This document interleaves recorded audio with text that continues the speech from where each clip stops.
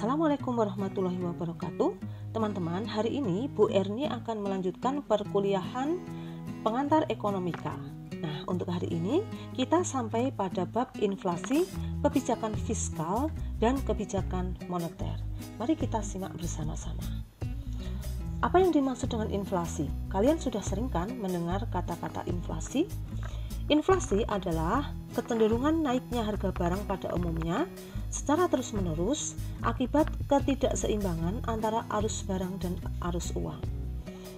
Nah, inflasi ini bisa terjadi jika persediaan barang kebutuhan sehari-hari, misalnya seperti itu, sangat kecil jumlahnya, sementara itu arus uang sangat besar. Oleh karena itu, uang yang banyak tidak mampu digunakan untuk membeli apa-apa. Karena apa? Karena barangnya tidak ada. Sehingga berakibat harga barang sangat mahal meskipun kita mempunyai banyak uang. Nah, itulah yang disebut dengan penurunan nilai uang. Uang yang ada tidak mampu untuk membeli barang karena harga barang yang sangat tinggi. Nah, kita kemarin sudah berbicara masalah sektor real ya. Ketika sektor real itu melemah, di mana arus barang tidak ada atau kecil sekali, maka uang yang ada tidak mampu untuk membeli barang. Nah, itulah yang disebut dengan inflasi. Apa ciri-ciri inflasi? Ciri-ciri inflasi yaitu yang pertama, harga barang pada umumnya dalam keadaan naik terus-menerus.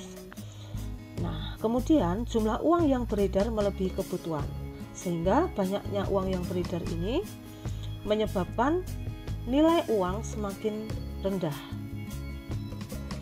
Kemudian jumlah barang relatif sedikit. Nah, kita kemarin sudah berbicara sektor real, di mana jika sektor real merosot berakibat jumlah barang untuk memenuhi kebutuhan penduduk Indonesia sedikit. Sehingga yang keempat, nilai uang atau daya beli uang akan turun. Nah, itu adalah ciri-ciri inflasi. Perekonomian dan tingkat penjualan yang tidak stabil dalam sebuah negara akan rentan menimbulkan inflasi. Kondisi inflasi ini sangat dihindari oleh negara karena akan memicu terjadinya krisis ekonomi, baik ringan maupun berat. Negara harus mampu mencegah inflasi karena bisa menimbulkan berbagai macam masalah dalam sebuah negara. 5 faktor penyebab inflasi. Yang pertama adalah inflasi karena permintaan, kemudian inflasi karena bertambahnya uang yang beredar, ketiga, inflasi karena kenaikan biaya produksi, kemudian inflasi campuran, yang kelima adalah inflasi karena struktural ekonomi yang kaku. Nah, kita akan membahas satu persatu. Apa yang disebut dengan inflasi karena permintaan atau demand pull inflation? Inflasi ini bisa terjadi karena permintaan atau daya tarik masyarakat yang kuat terhadap suatu barang. Inflasi terjadi karena munculnya keinginan berlebihan dari suatu kelompok masyarakat yang ingin memanfaatkan lebih banyak barang dan jasa yang tersedia di pasaran. Karena keinginan yang terlalu berlebihan itu, maka permintaan barang akan bertambah pesat. Sedangkan penawaran atau jumlah barang yang ada di pasaran, nah ini disebut juga dengan penawaran atau jumlah barang yang tersedia masih tetap. Nah, akhirnya mengakibatkan harga menjadi naik. Nah, teman-teman juga sudah pernah belajar tentang hukum permintaan kan? Ketika permintaan naik, maka harga barang juga akan naik. Apalagi ditambah jumlah penawaran yang masih tetap. Nah, ini menyebabkan terjadinya harga barang menjadi naik. Penyebab inflasi yang kedua yaitu inflasi karena bertambahnya uang yang beredar. Inflasi disebabkan karena bertambahnya uang yang beredar atau disebut quantity theory inflation. Apabila jumlah barang tetap namun jumlah uang yang beredar lebih besar 2 kali lipat, maka harga barang pun menjadi mahal 2 kali lipat. Nah, jadi misalnya barang yang ada di pasaran jumlahnya sama, tetapi karena uang yang beredar, uang rupiah ya nih, uang rupiah yang beredar itu sangat banyak, nah maka harga pun menjadi mahal karena nilai uang atau daya tukar uang atau kurs rupiah menjadi rendah. Yang ketiga, inflasi karena kenaikan biaya produksi atau cost push inflation. Inflasi ini disebabkan karena dorongan kenaikan biaya produksi dalam jangka waktu tertentu secara terus-menerus.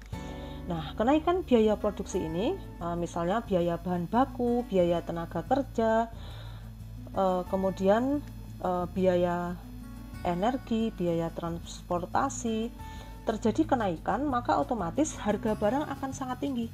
Nah, harga barang yang tinggi itulah yang merupakan ciri-ciri dari inflasi.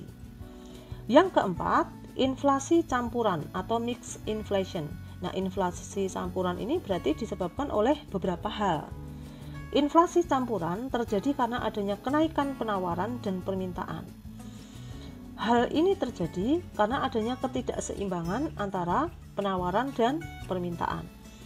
Ketika permintaan terhadap suatu barang atau jasa bertambah, kemudian mengakibatkan penyediaan barang dan faktor produksi menjadi turun. Sementara itu, pengganti atau substitusi untuk barang dan jasa tersebut terbatas atau tidak ada.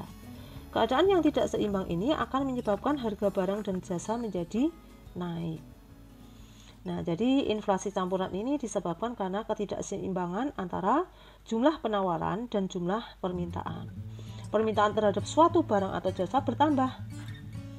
Nah, apabila jumlah penawarannya tidak bertambah, tidak seimbang dengan bertambahnya permintaan, maka ini mengakibatkan penyediaan barang dan faktor produksi akan menjadi turun. Kemudian yang kelima, inflasi karena struktural ekonomi yang kaku.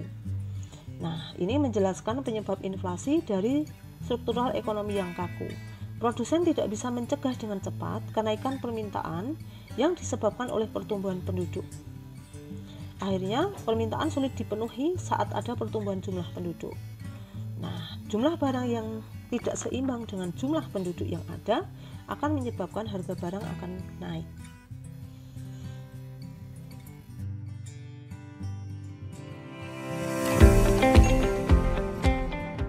Secara umum, inflasi merupakan kejadian atau gejala ekonomi yang tidak bisa dihilangkan secara tuntas. Bagi perusahaan, bagian keuangan adalah hal pertama yang akan mengalami dampak dari adanya inflasi tersebut. Inflasi juga akan memberi dampak yang besar jika tidak segera dilakukan pencegahan dengan kebijakan yang tepat.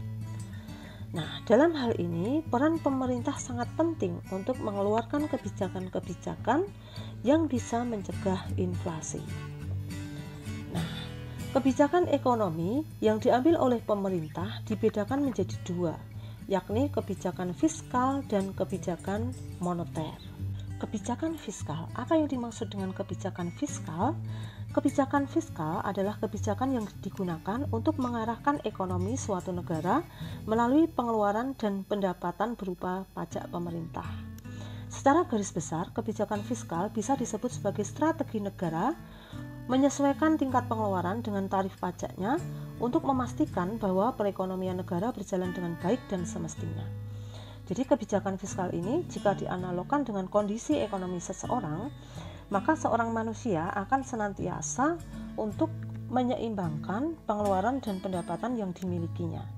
Jangan sampai pengeluaran dari seseorang itu lebih besar dari pendapatan yang diperoleh. Jika pengeluaran lebih besar, secara otomatis kondisi perekonomiannya akan terganggu. Nah, jika strategi terkait pengeluaran dan pendapatan ini lingkupnya adalah suatu negara, maka inilah yang disebut dengan kebijakan fiskal. Artinya pemerintah harus bijak terhadap pengeluaran dan pendapatan yang diperoleh. Jika pengeluaran pemerintah tinggi sementara pendapatannya sangat kecil, maka ini akan mengganggu perekonomian suatu negara.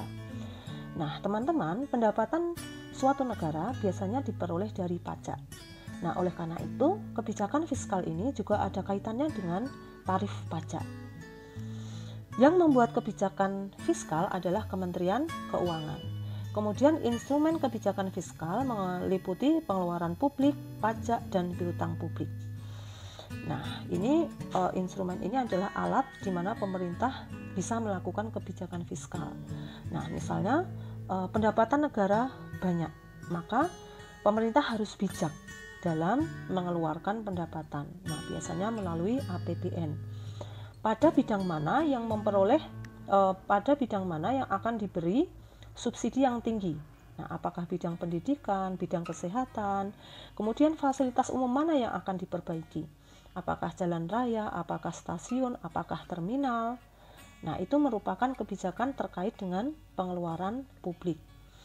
Nah, jika terkait dengan pajak, nah ini berkebalikan dengan pengeluaran publik tadi. Nah, misalnya suatu negara kondisi ekonominya sedang sangat buruk, pemasukannya sedikit. Nah, pemerintah bisa juga menaikkan pajak untuk bidang-bidang tertentu. Misalnya pajak barang mewah, pajak mobil. Yang jelas, kenaikan pajak ini jangan sampai mengganggu perekonomian rakyat kecil. Nah, kenaikan pajak ini bertujuan untuk menambah pendapatan negara. Nah, ketika pendapatan negara naik, maka suatu negara juga harus bijak dalam mengalokasikan pendapatannya itu. Kemudian yang terakhir adalah piutang publik. Nah, misalnya ada beberapa kegiatan ekonomi dari rakyat, misalnya ada UMKM yang tidak memiliki modal atau ada beberapa penduduk yang tidak bisa bekerja, maka pemerintah bisa juga memberikan semacam piutang, semacam kredit yang bisa menjadi modal bagi rakyat tertentu agar mengembangkan UKM-UKM-nya. Nah, kemudian apa fungsi kebijakan fiskal? Fungsi kebijakan fiskal yang pertama adalah menstabilkan ekonomi dalam jangka pendek. Masalah ekonomi contohnya seperti krisis harga pangan yang melambung tinggi yang membuat daya beli masyarakat berkurang. Nah, untuk memperoleh kestabilan, maka pemerintah kemudian bisa juga mengeluarkan kebijakan dengan menurunkan pajak. Nah, harapannya agar masyarakat tidak terlalu menahan beban ekonomi yang berlebih. Kemudian, misalnya ada masalah lain. Misalnya ada situasi inflasi yang tadi sudah saya jelaskan di depan. Ada situasi inflasi besar-besaran. Peredaran uang di masyarakat terlalu membludak atau terlalu banyak uang yang beredar. Maka pemerintah bisa menekannya dengan membatasi pengeluaran dan menarik pajak setinggi-tingginya. Nah, ini adalah dua contoh kasus masalah yang berbeda ya. Kalau yang pertama ini tadi krisis harga pangan, maka kemudian pemerintah menurunkan pajak. Kemudian masalah yang lain adalah karena ada inflasi besar-besaran disebabkan banyaknya uang yang beredar di masyarakat. Nah, untuk menarik uang kembali agar sampai kepada pemerintah, maka pemerintah membatasi pengeluaran uang itu dengan menarik pajak setinggi-tingginya. Yang kedua, pengembangan pembangunan jangka panjang. Fungsi lainnya adalah bisa menghasilkan pengembangan pembangunan dalam jangka waktu yang panjang. Selain itu, juga menciptakan pertumbuhan ekonomi sesuai yang diharapkan dan telah direncanakan. Kemudian yang terakhir adalah mengalokasikan sumber daya. Uang yang didapat dari pemungutan pajak dan penerimaan negara lainnya tentu harus dikembalikan lagi kepada kemaslahatan masyarakat. Pengembalian ke masyarakat itu bisa dilakukan dalam berbagai bentuk, seperti fasilitas pelayanan publik, jaminan sosial, jaminan kesehatan, atau subsidi pendidikan. Contoh kebijakan fiskal yang pernah dilakukan pemerintah yang pertama adalah tax amnesty atau pengampunan pajak. Pengampunan pajak atau tax amnesty adalah penghapusan pajak yang seharusnya dibayar dengan cara mengungkap harta dan membayar uang tebusan.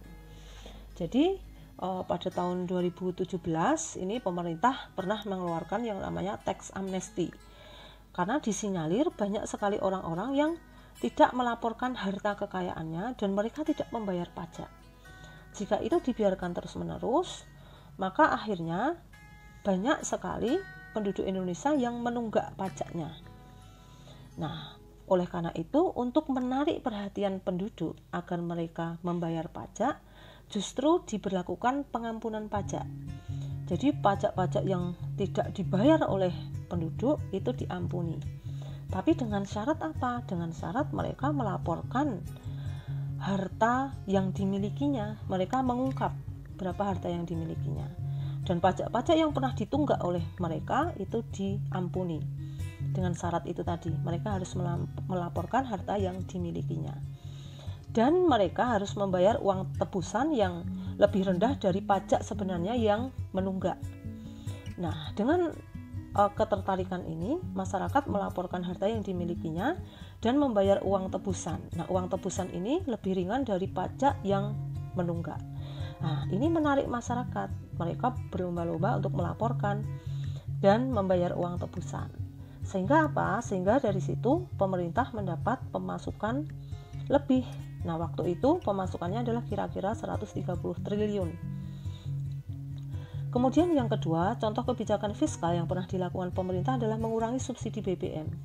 Karena waktu itu kondisi perekonomian negara sedang buruk, pendapatannya sedikit, sehingga pemerintah mengurangi subsidi BBM.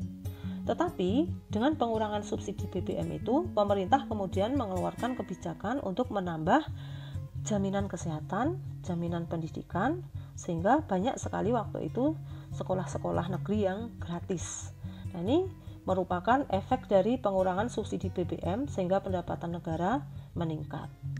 Kemudian yang ketiga adalah memberlakukan bebas visa kepada banyak negara. Beberapa negara sahabat ketika masuk ke Indonesia diberlakukan bebas visa alias gratis. Ini sebenarnya bertujuan untuk menarik wisatawan agar datang ke Indonesia. Dengan banyaknya wisatawan asing yang datang ke Indonesia, maka Indonesia akan memiliki pendapatan yang tinggi. Nah, seperti itu adalah contoh-contoh kebijakan fiskal yang pernah dilakukan oleh pemerintah. Nah, sekarang kita akan membahas kebijakan moneter.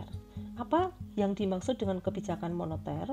Kemudian siapa yang membuat kebijakan moneter? Nah, perhatikan ya.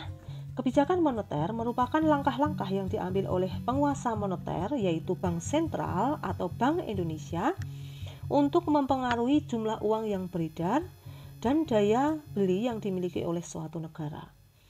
Yang membuat kebijakan ini adalah Bank Indonesia. Kalau kebijakan fiskal tadi, yang membuat adalah Kementerian Keuangan. Instrumen dari kebijakan moneter meliputi operasi pasar terbuka, fasilitas diskonto, rasio cadangan wajib, serta himbauan moral. Nah, ini nanti akan Bu Erni jelaskan satu persatu. Jenis kebijakan moneter. Jenis kebijakan moneter ada dua, yaitu kebijakan moneter ekspansif dan kebijakan moneter kontraktif. Apa yang disebut dengan kebijakan moneter ekspansif? Monetary expansive policy merupakan kebijakan yang diambil untuk meningkatkan jumlah uang yang beredar. Tujuannya dari kebijakan moneter ekspansif adalah untuk mengatasi pengangguran dan meningkatkan daya beli masyarakat. Yang kedua adalah kebijakan moneter kontraktif. Merupakan kebijakan moneter yang digunakan untuk mengurangi jumlah uang yang beredar yang dapat mengatasi inflasi. Kebijakan ini disebut juga dengan kebijakan uang ketat.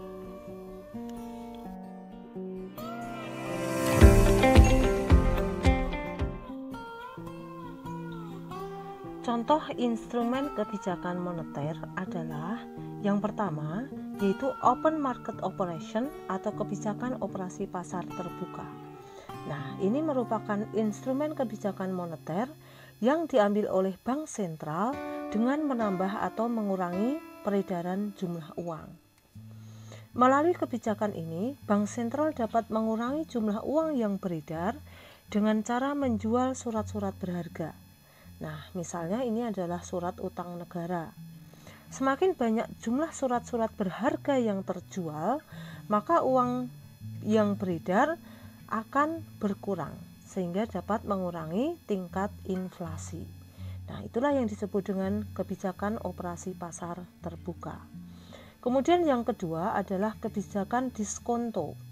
Nah, ini merupakan instrumen kebijakan moneter yang ditetapkan oleh Bank Sentral dengan menaikkan suku bunga untuk mengatasi inflasi. Jika suku bunga bank tinggi, maka diharapkan masyarakat akan banyak yang menabung di bank. Tujuannya adalah diharapkan jumlah uang yang beredar dapat berkurang sehingga tingkat inflasi dapat ditekan. Nah, itulah yang disebut dengan kebijakan diskonto, yaitu bank sentral menaikkan suku bunga sehingga mendorong masyarakat untuk menabung di bank. Ketika uang dari masyarakat itu banyak yang ditabung di bank, maka diharapkan jumlah uang yang beredar dapat berkurang. Yang ketiga adalah kebijakan cadangan kas. Kebijakan cadangan kas merupakan instrumen dengan menaikkan atau menurunkan cadangan kas negara. Bank sentral dapat mengambil kebijakan untuk mengurangi jumlah uang yang beredar dengan jalan menetapkan persediaan uang yang beredar dan menetapkan persediaan uang kas pada bank-bank. Dengan mengurangi jumlah uang yang beredar, maka inflasi dapat ditekan. Kemudian yang keempat adalah kebijakan kredit ketat. Kredit ketat adalah kebijakan bank sentral untuk mengurangi jumlah uang yang beredar, untuk mengatasi terjadinya inflasi. Maksudnya adalah syarat pemberian yang ketat akan mengurangi jumlah masyarakat atau pengusaha yang bisa memperoleh kredit, karena kesulitan dalam memperoleh kredit dengan syarat-syarat yang dipersulit. Jadi kebijakan kredit ketat ini intinya adalah bank itu mengurangi jumlah uang yang keluar atau mengurangi jumlah kredit yang diberikan kepada masyarakat dengan cara memberikan syarat-syarat yang sulit, sehingga masyarakat akan tidak mengambil uang dari bank. Sehingga apa? Sehingga uang yang beredar di tengah masyarakat itu akan berkurang. Nah, ini juga dilakukan pemerintah untuk mengatasi inflasi. Intinya inflasi itu adalah pemerintah bisa mengurangi jumlah uang yang beredar di masyarakat. Kemudian yang kelima adalah pembujukan moral. Pembujukan moral merupakan kebijakan bank sentral dengan cara mengadakan pertemuan langsung antara bank sentral dengan pimpinan-pimpinan bank umum untuk meminta bank-bank umum tersebut melakukan langkah-langkah tertentu. Nah, demikian materi dari Bu Erni. Mudah-mudahan kalian memahami dan mudah-mudahan materi ini bermanfaat untuk menambah wawasan kalian. Terima kasih. Wassalamualaikum warahmatullahi wabarakatuh.